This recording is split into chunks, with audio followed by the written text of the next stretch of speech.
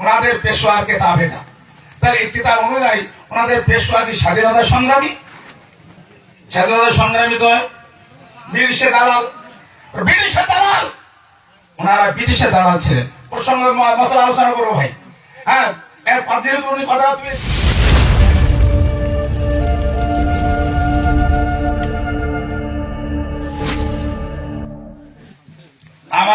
আমার আগে আমার ভাই সাদুদ্দিন সাহেব যে প্রশ্ন করছেন সেই প্রশ্নের উত্তর, আর আমার একটা প্রশ্ন সংক্ষিপ্ত, একটা হাদিস দেখাই দিবেন, হাদিসটা দৌড়াই করবেন।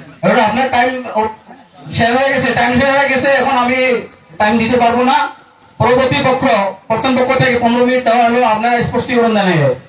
আর আমি অনুরোধ জানাবো আপনারা মেইন প্রসঙ্গ ছেড়ে আপনারা দয়া করে অন্য বক্তব্য দিবেন না আপনারা। আর আক্রমণমূলক যাতে কোনো ভাষণ হয় না, আমি অনুরোধ জানাচ্ছি। আলহামদুলিল্লাহ তাফা ওয়া সালামুন আলা ইবাদিল্লাযিনা ইসতাফা। ভাই, আমার প্রসঙ্গ তো ওই মশলা আলোচনায় হবে ঠিকই। ওনারা একটা কথা বারবার উল্লেখ করেছেন যে আমি নাকি ওনাদের কাফের বলেছি। আমি কাফের বলবো কেন? ওনাদের কিতাব অনুযায়ী, ওনাদের ফতোয়া অনুযায়ী, ওনাদের কিতাবের ফতোয়া অনুযায়ী নিজেরাই কাফের হয়ে গেছেন, এই কথা আমি বলেছি। আমি ওনাদের কাফের বলিনি। ওনাদের আকাবেরদের কিতাব অনুযায়ী, ওনাদের আকাবেরদের ফতোয়া অনুযায়ী নিজেরাই কাফের হয়ে গেছেন। এক আকাবের লিখছেন যেটা আর এক আকাবের বলছেন সেটা কুফরি।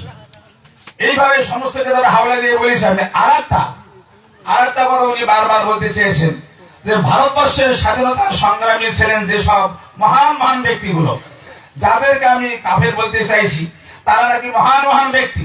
আপনারা বিজ্ঞ মানুষ আছেন। এই কিতাবটা হচ্ছে ওনাদের লেখা, ওনাদের আকাবেরদের জীবনী। এটার নাম হচ্ছে তাজকিরাতুর রশিদ। তাজকিরাতুর রশিদে প্রথম খণ্ডে 73 পৃষ্ঠার মধ্যে লিখছে 1859 সালে সিপাহী বিদ্রোহের সময় যখন ব্রিটিশ স্বাধীনতা সংগ্রামীদেরকে জেল দিচ্ছে, হত্যা করছে, ফাঁসি দিচ্ছে, সেই সময় ওনাদের পেশোয়া রশিদ আহমদ গাঙ্গুহিকে জিজ্ঞাসা করছি যে এত স্বাধীনতা সংগ্রামীদেরকে হত্যা করছে, শহীদ করছে, কি ব্যাপারটা কি? তাহলে হয়তো এই ব্যাপারটা এরা অন্যায় করছে না ঠিক করছে, তারা স্বাধীনতা সংগ্রামী ভুল করছে না ঠিক করছে। ওনাদের পেশোয়া ওনারা বলছেন ভারতবর্ষ স্বাধীন করেছে। কে বলেছে স্বাধীন করেছে? ওরা ব্রিটিশের দালাল। ওনারা ব্রিটিশের দালাল ছিলেন। প্রসঙ্গে মশলা আলোচনা করবো ভাই। হ্যাঁ, এর যেহেতু উনি কথা তুলেছেন, কথা না বলে আমি একটু অনুরোধ জানাইছি, আপনি মশলা মশালে এসে হবে আগে উনি যে কথা বলেছেন যে মানে স্বাধীনতা সংগ্রাম করেছেন, এই কথাটা বলতে দিন। দেখুন, ওনাদের কিতাবের মধ্যে বলছে, আমি এবার ওটা পড়ি শোনাচ্ছি। যখন জিজ্ঞাসা করছে যাদেরকে জেল দিচ্ছে, ফাঁসি দিচ্ছে, সংগ্রামী মানুষদেরকে গুলি করে মারছে, এটা কিরকম?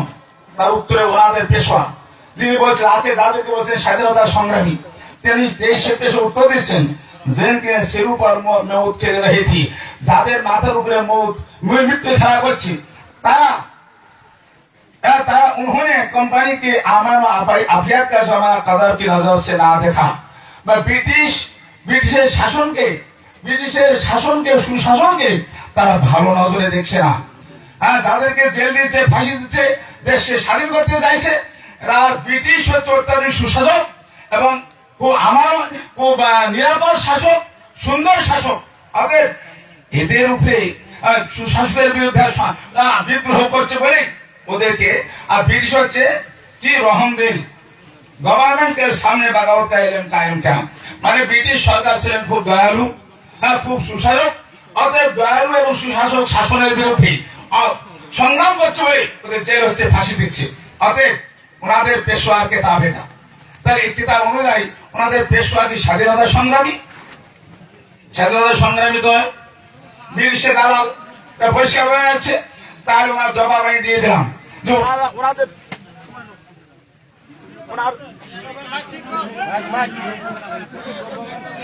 কথা বলা নাই।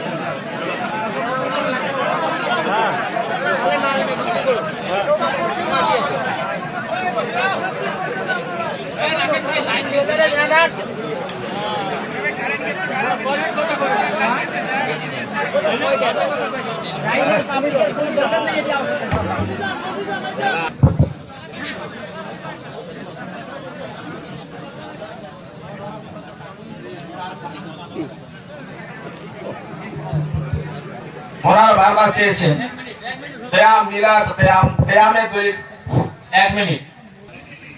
ওনারা বারবার কিয়ামে দলিল সভাপতি সাহেব বা কমিটি বা আমাদের কর্তৃপক্ষ বলছেন কিয়াম মানে হচ্ছে দাঁড়ানো। কিয়াম মানে হচ্ছে দাঁড়ানো। আল্লাহ রাসূলের সামনে সাহাবায়ে কেরাম হুজুরা যে দাঁড়িয়েছেন তার দলিল আমি পেশ করছি। এটার নাম মিশকাত শরীফ। এই মিশকাত শরীফের 403 পৃষ্ঠার শেষের দিকে, মিশকাত শরীফের 403 পৃষ্ঠার শেষে দেখে হযরত আবু হুরায়রা রাদিয়াল্লাহু আনহু বলেন, যখন আল্লাহ রাসূল আমাদের মধ্যে বসে কথা বলতেন, কথা বলার পর যখন দাঁড়াতেন, ফায়জা কামা মানে যখন দাঁড়াতেন, কুম না আমরা সবাই দাঁড়াতাম, কিয়ামান দাঁড়িয়ে থাকতাম, হাত্তা নারাহু কাদ দাখালা বাদা বিউতি আজওয়াজিহি, অতক্ষণ দাঁড়িয়ে থাকতাম যতক্ষণ না আল্লাহ রাসূল অন্য বিবিদের ঘরে ঢুকে আড়াল হয়েছেন। তাহলে যতক্ষণ আমরা দেখতে পেতাম ততক্ষণ আমরা রাসূলের জন্য দাঁড়িয়েই থাকতাম। বলুন সুবহানাল্লাহ। তাই সংক্ষিপ্ত সময় একটা দলিল আমি পেশ করলাম। এবারে ওনারা বলুন যে কিয়াম করা চলবে না বা কিয়াম করা গুনাহ বা শিরক, আমার কর্তৃপক্ষ বলুন।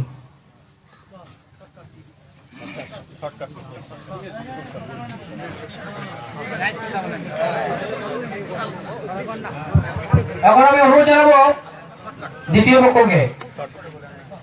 আলহামদুলিল্লাহ, মিশকাত শরীফের আমি আপনাদের কাছে আপনি দয়া করে মিশকাত শরীফের দলিলের উপরে আপনার মশলা পেশ করবে। জিজ্ঞেস করব। আমি একদম সংক্ষেপের দিকে আসতেছি এখন। ইনশাআল্লাহ আমাদের উভয় পক্ষ যদি মাইনা নেই 5 মিনিটের মধ্যে আমাদের এই সমস্যার মীমাংসা হয়ে যাবে। মাত্র 5টা মিনিট লাগবে। 5 মিনিটের ভিতরে উভয় পক্ষ শান্ত শিষ্টভাবে শুদ্ধ মশলা নিয়ে এখান থেকে যাইতে পারবে। সেটা হচ্ছে কি, আবার আমি বলছি যে উনি বলছেন যে আল্লাহর নবী যখন আমাদের সামনে দাঁড়াইতেন তখন আমরা দাঁড়াইতাম, ততক্ষণ দাঁড়াইয়া থাকতাম ততক্ষণ আল্লাহ নবী সাল্লাল্লাহু আলাইহি ওয়াসাল্লাম ঘরে না যাইতেন। এটার নাম কি কিয়ামে মিলাদ? কিয়ামে মিলাদ তো আগেই আমি বুঝাই দিছি। কিয়ামে মিলাদ কাকে বলা হয়?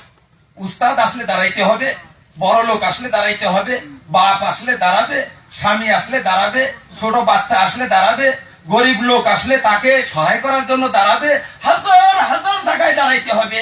সেই সমস্ত দাঁড়ান সম্পর্কে আমাদের কোনো মতভেদ নেই, কোনো মতভেদ নেই, কোনো আমাদের আপত্তি নেই। সব জায়েজ মুস্তাহাব, কোনটা ফরজ, কোনটা মুস্তাহাব, কোনটা ওয়াজিব। কিন্তু আমাদের আলোচ্য বিষয় হচ্ছে আজকে যে এক জায়গায় বসে বসে দরুদ পড়া হইলো, দরুদ পড়ার পর কিছু সময় পর তাজিম কা মাকাম হয়, উঠনা জরুরি হয়। এই বলে দাঁড়ায় গেলাম, কিছু সময় দরুদ পড়লাম, দরুদ পড়ার পরে বসলাম, বৈশা আবার দোয়া দরুদ করে আমরা মজলিসটা শেষ করে দিলাম। এইটাকে আমরা কিয়ামে মিলাদ বলি। এইটার জন্য আমরা একত্রিত হয়েছি না বাপকে দেখে খারাপ হওয়া, ওইটার জন্য, শিক্ষকের জন্য না, বাপের জন্য না। ওই রকম কিয়াম হাজারো কিয়াম আছে, হাজারো কিয়াম, কোনটা তো ফরজ। নামাজের মধ্যে একটু কিয়াম ফরজ। কিয়াম মানে দাঁড়ান, এই দাঁড়ানটা পড়। এখন আমার কথা হইলো যে দরুদ পড়তে পড়তে মাঝখানে এই চিত্রটা সহকারে, যেটাকে আমরা কিয়ামে মিলাদ বলি, এই কিয়ামে মিলাদটা মেহেরবানি করে ওনারা কোন একটা কিতাব, কোন একটা হাদিসের কিতাব, কোন একটা কোরআন শরীফ থেকে বা কোন একটা হাদিসের কিতাব থেকে আমাদেরকে দেখাই দিলেই 5 মিনিটের ভিতরে আমরা মেনে নিব। 1 মিনিট হুজুর, 1 মিনিট। আমার কথাটা হলো, আমার ইস্যু হলো মিলাদে কিয়াম। প্রথম পক্ষে একটা মশলা পেশ করছেন মিশকাত শরীফ থেকে। আমি দ্বিতীয় পক্ষকে আমি জানাচ্ছি, আমি অনুরোধ করছি যে আপনি ওই কিতাব থেকে আপনি মশলা আপনার জবাব দেন, ওই কিতাব থেকে মিশকাত শরীফ থেকে আপনি জবাব দেন। 403 পৃষ্ঠা থেকে আপনারা জবাব দেন। ওটা ঠিক আছে কি না, অ্যাপ্রোপ্রিয়েট কি না, সেটা আপনারা জবাব দেন। সম্মানীয় সভাপতি সাহেব, আমি আপনাকে অনুরোধ করব যে আমাদের কাছ থেকে কথাটা উদ্ধার করার জন্য আপনি সঠিক জিনিসটাকে আগে ভালোভাবে উপলব্ধি করেন। মুফতি সাহেবের দ্বারা আমাদের পক্ষে যে স্থিতিটা উপস্থাপন করা হয়েছে, আসল স্থিতিটা হইল এটা। আজকের বিতর্কিত বিষয়বস্তুর রং এবং রূপ, তার পরিপ্রেক্ষিতে আমি প্রথমে বলেছিলাম যে আল বাইয়িনাতু আলাল মুদ্দাই, যে ব্যক্তি দাবিদার হবে, বাদী হবে, সে দলিল প্রমাণ পেশ করবে। এটা হইল হানফি মাসলাকের উসুলে ফিকহের এক আসল। আপনি যদি এটা নাও মানতে পারেন, যদি আপনার বুঝতে অসুবিধা হইতেছে, প্রতিপক্ষের কাছে শুনে নিতে পারেন। প্রতিপক্ষ নিশ্চয় বুঝে নিছে। মুফতি সাহেব বলেছেন যে সবাই বসলাম এইখানে, দুরূদ শরীফ পাঠ করলাম আদবের সহিত, হুজুর সাল্লাল্লাহু আলাইহি সাল্লামের জীবনের ব্যাপারে আলোচনা করলাম, সবকিছু হইল। হঠাৎ মাঝখানে একটা সময় আসলো, যে সময়ে বললাম ইয়া নবী সালাম আলাইকা, এই সময়ে কিছু সময়ের জন্য খাড়া হয়ে গেলাম। এই বস্তুটা কুরআন বা হাদিস বা ইজমায়ে উম্মত বা আকাবিরে সাহাবার আমল, এইগুলোর দ্বারা সাব্যস্ত তো আগে হবে। আমার যে বস্তুটা নাই পৃথিবীতে, আমি জিজ্ঞাসা, আপনাকে বললেন যে এই ফিল্ডের মধ্যে গাছ নাই, এটা আমি কি দিয়ে সাব্যস্ত করবো? নাই বস্তুটা সাব্যস্ত হয় না, আছে বস্তুটা সাব্যস্ত করা লাগে। আল বাইয়িনাতু আলাল মুদ্দাই ওয়াল ইয়ামিনু আলা মান আনকার। আমরা বলছি যে হাদিসগুলা পেশ করতেছে এই বিষয়ের সাথে এগুলার দূরের কোনো সম্পর্ক নাই, অপ্রাসঙ্গিক কথা। এখন আমরা কত পৃষ্ঠা, এটা আপনার যে সম্পর্ক নাই, পৃষ্ঠা নাম্বার কত ছিল মিসকাত শরীফ থেকে? আপনি কথাটা বুঝতে এত দেরি করেন কেন? ইররিলেভেন্ট কথা কেন উত্তর দিবে কে? ঠিক আছে আমরা আসি না,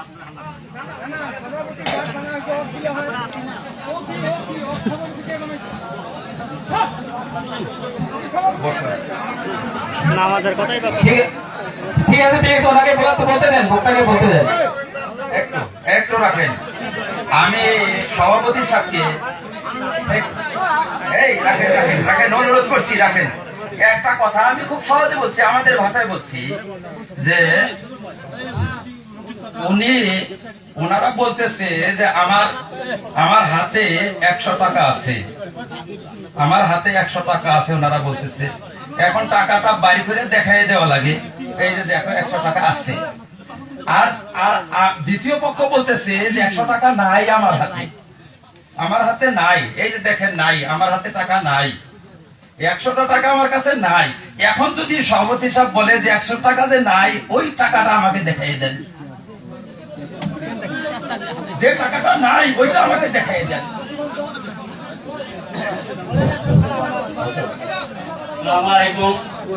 আপনারা শোনেন, আপনারা ভাই শোনেন, আমরা যে দুজন জাজমেন্ট আছে, ভাই কত রকম মত না, এই যে শোনেন, আমরা যে জাজমেন্ট আছে, ইনশাআল্লাহ আমরা সপ্তাহ করা মানুষ আছে এখানে, যে দুজন বসে আছি, অসুবিধা আছে? আপনি না বুঝতে পারে, আমি অতটুকু অনুরোধ করবো দোনো দলকে অতটুকু অনুরোধ করবো, যেটা মিলাদ আর কিয়াম সম্পর্কে বাদ করছে আমাদের এখানে মিলাদ জায়েজ আছে কিনা, এটাই প্রথম আলোচনা। এনারা লিখিত আছে, এনারা বলতেছেন দরুদ শরীফ পড়িয়ে আবার মাঝে দাঁড়ায়, আবার উঠনা জরুরি হয়, তাজিম কা মৌকা হয়, এগুলো করার পরে আবার বসে। আমরা চাইতেছি 403 পৃষ্ঠায় যেটা হাদিস বর্ণনা করছেন, ওখানে লিখছে বাবুল কিয়াম। আমরা চাইতেছি ওখানে রাসূলুল্লাহ সাল্লাল্লাহু আলাইহি ওয়াসাল্লামের স্থানে সাহাবীরা দরুদ পড়ছে কি না। উনি একসাথে বলছে দাঁড়াইছে, ঠিক আছে, কিন্তু ওখানে দরুদ পড়ছে কি না, দরুদ পড়ে বসছে কি না, এই কথাটা আমি অনুরোধ করি। আবার যদি থাকে এই কথাটা বলবেন, তারপরে এনারা কি অ্যান্সার হয় ওই কিতাবে থাকি দিবেন, নাকি বলুন? কথা লম্বা করিয়া লাভ নাই, ওই তো ঢুকে লাগে। আমি অনুরোধ করছি, আমার সভাপতি সাহেব সুন্দর আছে, আপনারা কেউ হাল্লা চিল্লা করবেন না, ধৈর্য ধরে থাকেন।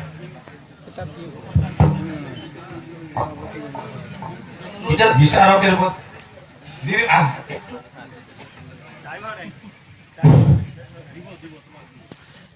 মই আমাৰ এই মোনাজাৰা সমিতিৰ যিসকল কৰ্তৃপক্ষ আছে, বিষয়ববী আছে, তেখেতসকলক মই এটা কথা অনুৰোধ জনাম যে হাদিছ কোৰআনৰ ক্ষেত্ৰত যিহেতুকে উলমাৰ পক্ষৰ আলোচনা বিলোচনা চলি আছে, সঠিক লাইনতে গৈ আছিল, কিন্তু মাজত যদি আকৌ বাধা দিয়া হয়, কিবা এটা কথাত ৰখাই দিয়া হয়, তাত মুস্কিল পয়দা হৈ যায়। সঠিক পথত গৈছে। এখেতসকলৰ প্ৰশ্ন আছিল যে মিলাদ ক্যাম জায়েজ আছে কি নাই। কুৰাণ হাদিছ ইজমা কিয়াস হয় না, ইয়াৰ দ্বাৰা প্ৰমাণ কৰিব লাগে। প্ৰথম পক্ষৰ মুফতি রফিকুল ইসলাম সাহেবে চিস্তি সাহেবে মৌলানা শাহ আব্দুল হক মুহাদ্দিস দেহলভী রহমতুল্লাহ আলাইহির প্রসিদ্ধ লিখিত কিতাব আখবারুল আখেয়ার 624 পৃষ্ঠার পৰা 624 পৃষ্ঠার পৰা তেখেতে এটা কথা দাঙি ধৰিছিল যে মৌলানা আব্দুল হক সাহেবে স্বয়ং খুদ মিলাদ শরীফ পালন কৰিছিল, কিয়াম কৰিছিল। এতিয়া তেখেতসকলৰ ওপৰত এই প্ৰশ্নটো এৰিছিল যে আপোনালোকে উত্তৰ দিয়ক যে এই কথাষাৰ আপোনালোকে মানে নে নামানে। মৌলানা আব্দুল হক সাহেবৰ বিষয়ে কি কয়, তেখেতে কি নাজাইজ কাম কৰি গ'ল নেকি, এইটোৰ উত্তৰহে দিব লাগিছিল। এইটো নকয় কিনে বাকী ক্ষেত্ৰত কিয় মুখ খাই লাগে।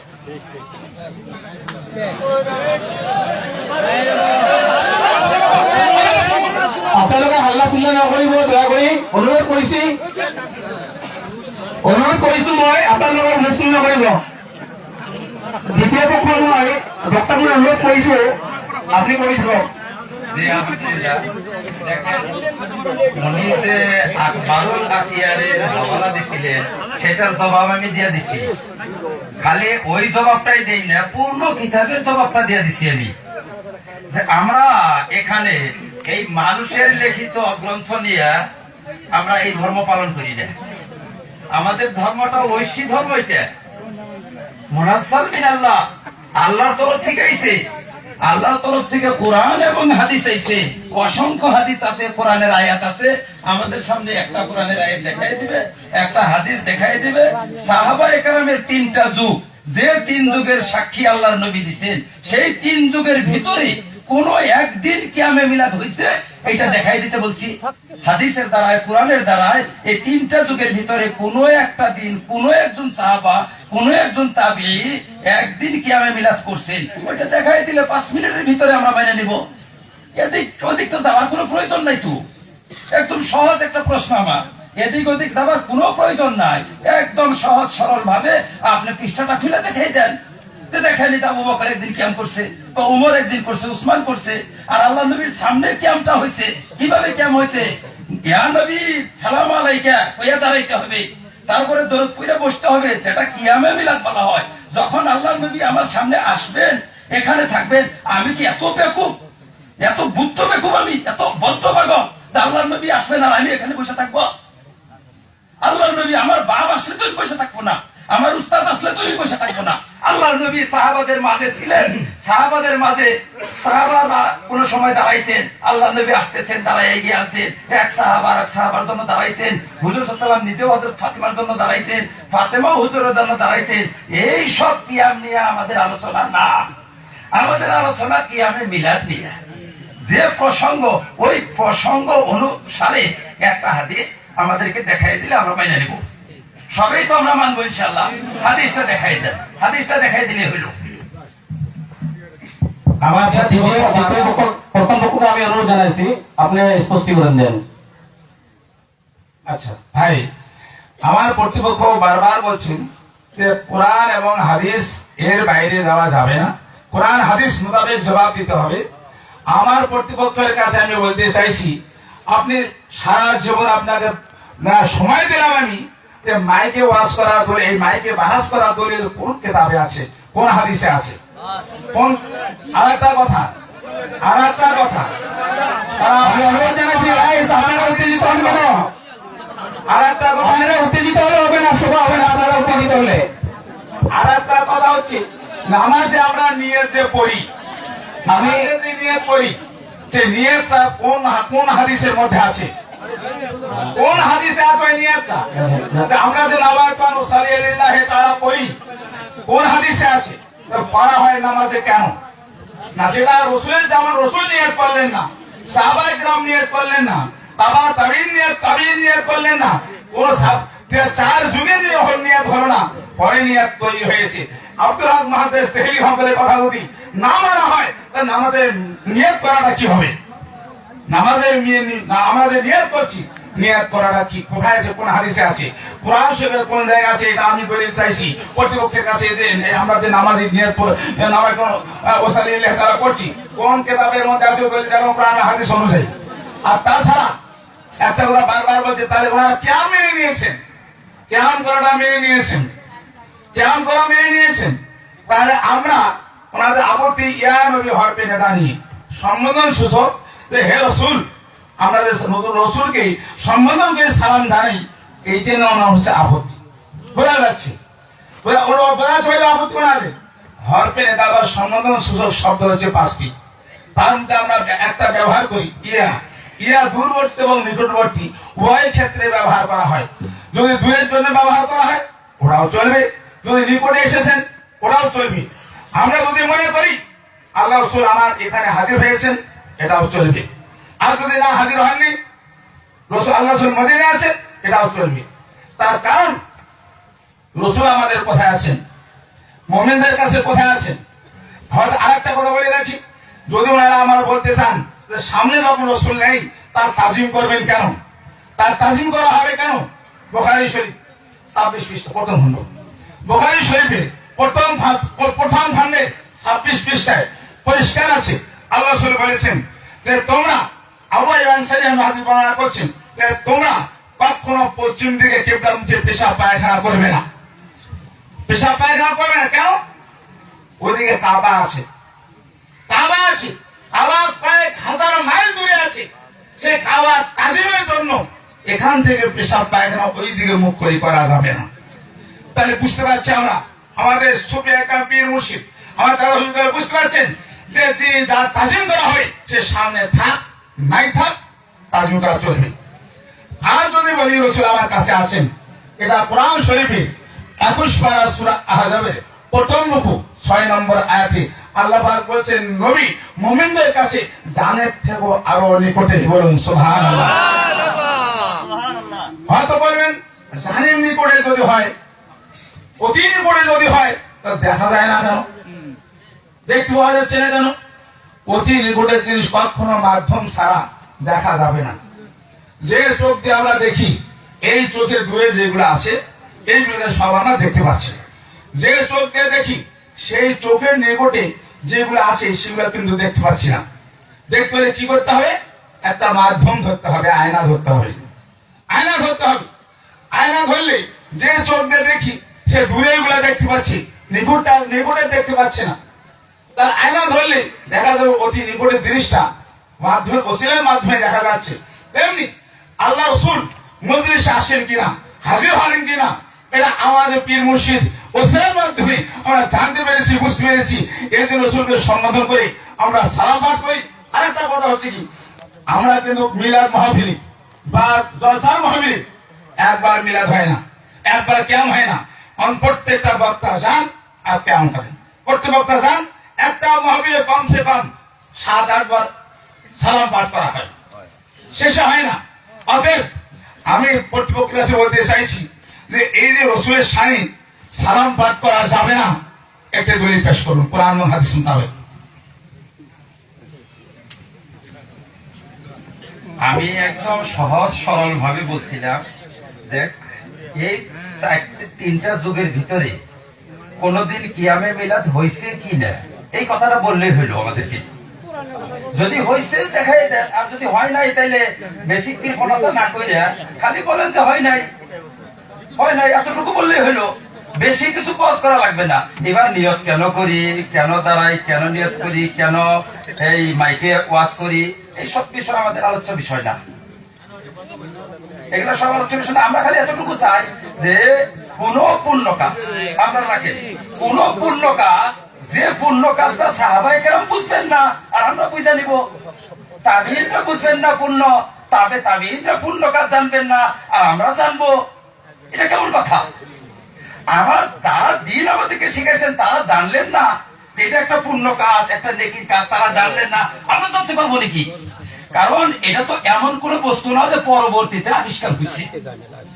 আবিষ্কার তো পরে হয় না, যেরকম মোটর পরে আবিষ্কার হয়েছে, জাহাজ পরে আবিষ্কার হয়েছে, এই লাইট লাউড স্পিকার পরে আবিষ্কার হয়েছে, এরকম নতুন নতুন মোবাইল পরে হয়েছে। এবার মোবাইলের বিষয়ে কিয়াস করতে হবে, যে মোবাইলের বিষয় কি রকম ভাব স্পষ্ট তো করে দিচ্ছে নাই, এবার কিয়াসের দিকে তো আমার প্রয়োজনই নাই আমাদের। কারণ কিয়ামে মিলাদ তো এটা আল্লাহর নবীর জামানায় থাকা লাগছিল, সাহাবায়ে কেরাম পরে আবিষ্কার করা বস্তু না তো। এটা ভুল বুঝবেন না, এটা পরে আবিষ্কার হয় নাই, এটা আল্লাহর নবীর জামানায় সালাত ও সালাম ছিল। সালাত ও সালাম তো আল্লাহর নবীর জামানায় ছিল, সাহাবাদের জামানায় ছিল, তাবিঈনদের জামানায় ছিল, তাবিঈনদের জামানায় ছিল। তারা সালাত ও সালামের জন্য আমরা যেভাবে দাঁড়াই সেইভাবে তারা দাঁড়াইতেন না। কি যদি দাঁড়াইতেন না, একটা শব্দ বলে দেন যে না তারা দাঁড়াইতেন না, আমরা দাঁড়াই। অথবা বলেন যদি যে তারা দাঁড়াইতেন, তাহলে আপনি পৃষ্ঠাটা দেখাই দেন, বাস এতটুকু আমার আবদার। আলহামদুলিল্লাহ প্রথম পক্ষের বক্তা কিছু কবুল করে নেয়। এখানে কোরআন এবং হাদিসের দ্বারাই কথা হবে, কোনো কথা নাই। বলেন না কথাটা, ওনারা কিয়ামটা পাশে রেখে মিলাদটা নাজায়েজ করে কি বলে যে জন্ম বৃত্তান্ত। মিলাদের অর্থ জন্ম বৃত্তান্ত। রাসূল সাল্লাল্লাহু আলাইহি ওয়াসাল্লাম সাহাবারা তার জন্ম বৃত্তান্ত আলোচনা করেছে। তারপরে সবাই আলোচনা করেছে, এটা আমি মুখে বললে কি হবে না হাদিসের দ্বারা বলতে হবে? রাসূলুল্লাহ সাল্লাল্লাহু আলাইহি ওয়াসাল্লামের জীবনীটা কোথা থেকে আসলো আর ওনার জীবনীটা কোথায় আছে? আমার মুফতি সাহেব যে আয়াতে কারিমা বলেছে সূরা তওবা, তাই না? লাকাদ জাআকুম রাসূলুম মিন আনফুসিকুম, এটা সর্বপ্রথমে মুফতি সাহেব বলেছে। এটা আল্লাহর রাসূল সাল্লাল্লাহু আলাইহি ওয়াসাল্লামের শানে তার জন্মের কথাই আলোচনা হয়েছে, বললেন না? তারপরে রাসূলুল্লাহ সাল্লাল্লাহু আলাইহি ওয়াসাল্লাম আন আবি হুরায়রা রাদিয়াল্লাহু তাআলা আনহু قال رسول الله صلى الله عليه وسلم عن ابي هريره رضي الله تعالى عنه سئل رسول الله صلى الله عليه وسلم عن صوم الاثنين قال ولدت فيه وانزل علي আল্লাহ রাসূল বলেছেন, সাহাবারা জিজ্ঞাসা করছেন সোমবারের দিন রোজার কথাটা জিজ্ঞাসা করেছেন। রাসূল বলেছে যে ওই দিন আমি জন্মগ্রহণ করেছি। কোন দিন জন্মগ্রহণ করেছে? সোমবারের দিন জন্মগ্রহণ করেছে। বন্ধুরা আমার, আল্লাহর নবীর জন্ম যেটা বৃত্তান্ত সেটা আমাদের প্রয়োজন আছে। এই জামানায় জানবার মানে আছে, যেহেতু ওয়াহাবিরা যে মোহাম্মদকে মানতেছে সে মোহাম্মদ আমরা মানি না। আমরা মানি যে মক্কা শরীফে কুরাইশ বংশে যে নবী জন্মগ্রহণ করেছে তাকে আমরা নবী মানি, নাকি কোন? তার মিলাদটা যদি নাজায়েজ আছে আপনারা সেটা বলেন। আমি বলি যে তার মিলাদটা করতেই হবে। আল্লাহ বলতেছে ওরা থাকে না লাকা জিত রাখা। আল্লাহ বলতেছে যে আমি মর্যাদা দিয়েছি লাগা আপনার জন্য, জিকির রাখা আপনার আলোচনাকে, জিকিরকে আপনার মিলাদকে, বললেন না কথা? এখন আপনারা এটা মিলাদকে আপনারা নাজায়েজ করেন, তারপরে কি আমাকে আসবো। মারহাবা মারহাবা মারহাবা।